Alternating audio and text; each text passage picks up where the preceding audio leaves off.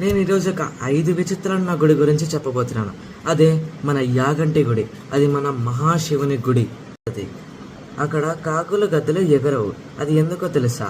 అక్కడ ఒక ముని తపస్సు చేసేవారు. ఆ ముని తపస్సుని కాకులు గద్దలు భంగం చేశాయి.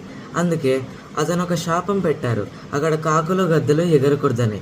అందుకే అక్కడ కాకులు గద్దలు అనేవి ఎగరవు. రెండవది, అక్కడున్న బసవన్న ఒక్కొక్క సంవత్సరానికి ఒక్కొక్క గింజంతా పెరుగుతాడు. పెరిగి కలియుగం అంతమయ్యే సమయానికి లేచి రంకలేస్తారు అని శ్రీ శ్రీ శ్రీ వీరబ్రహ్మేంద్ర స్వామి గారు తన కాల జ్ఞానంలో వర్ణిస్తారు.